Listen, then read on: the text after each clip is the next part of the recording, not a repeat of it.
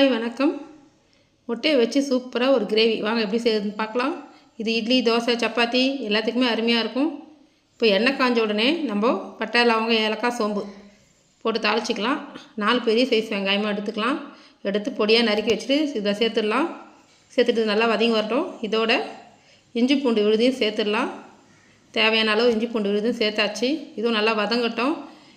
வெங்காயம் நல்லா வறுப்படக்கூடாது, கண்ணாடி பதத்துக்கு வதங்கினா போதும். மசாலா நான் கரம் மசாலா, மஞ்சத்தூள், தனியாத்தூள், வெறும் மிளகாத்தூள் இந்த 4த்தையுமே சேர்த்துருக்கேன். இது வதங்க தேவையான அளவு உப்பு சேர்த்துக்கோங்க. நான் உப்பு சேர்க்கிறது வீடியோவில் காட்டல. சேர்த்துக்கோங்க. சேர்த்து நல்லா வதக்கிக்கோங்க. இது நல்லா கலர் மாதிரி வரட்டும். இதை சிம்மில் வச்சிடலாம்.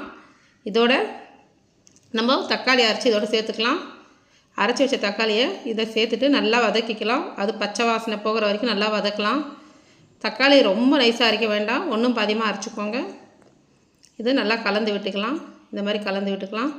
கலந்து விட்டுட்டு இதையும் சிம்மில் வச்சுட்டு நம்ம அதில் வச்சு வதக்க வேண்டாம், ஏன்னா அடி பிடிச்சிரும். சிம்மிலே வச்சு வதக்கிக்கலாம். இப்போ தேவையான அளவு வீட்டில் அரைச்ச மிளகாத்தூள் இருக்கும் பார்த்தீங்களா, அதையும் சேர்த்துக்கலாம். நான் 2 ஸ்பூன் எடுத்திருக்கேன், அதை நான் சேர்த்துட்டேன். இப்போது தேவையான அளவு வதங்கின பிறகு தேவையான அளவு தண்ணி சேர்த்துக்கலாம். நல்லா எண்ணெயிலே வதங்கட்டும். நல்லா வதங்கின பிறகு எண்ணெய் நம்மளுக்கு மேலே தெரிய ஆரம்பிக்கும். அந்த சமயத்தில் நம்ம தண்ணியை சேர்த்துக்கலாம். சேர்த்துக்கிட்டு தண்ணி ரொம்பலாம் சேர்க்க வேண்டாம், குறைவான அளவே சேர்த்துக்கலாம். சேர்த்துக்கிட்டு கொதிக்க விட்டுடலாம். இது நல்லா கொதித்த பிறகு இங்கே பாருங்கள், எண்ணெய் மேலே நல்லா தெரிய ஆரம்பிச்சிச்சு.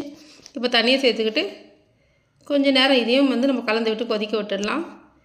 நம்மளுக்கு இந்த கிரேவி இந்த மாதிரி வந்த பிறகு நம்ம அதில் முட்டையை சேர்த்துக்கலாம். நான் ஒரு 7 முட்டையை வேக வச்சு எடுத்து வச்சுருக்கேன். பாதி துண்டுகளாக கட் பண்ணி எடுத்து வச்சுருக்கேன். அதையுமே இந்த கிரேவியில் நம்ம சேர்த்துடலாம். முட்டையை நம்ம உடையாமல் இதில் சேர்த்துடலாம். பாருங்கள், நான் சேர்த்துட்டேன், எல்லா முட்டையுமே சேர்த்துட்டேன். கிரேவி கொஞ்சம் நேரம் திரும்ப கொதிக்கட்டும். இப்போ பாருங்கள், இதோட நான் மிளகு, சீரகம் வறுத்து பொடி வச்சுருக்கேன், அதையும் இதில் சேர்த்துட்றேன். இதை சேர்க்கும்போது நம்மளுக்கு இன்னும் டேஸ்ட் அருமையாக இருக்கும்.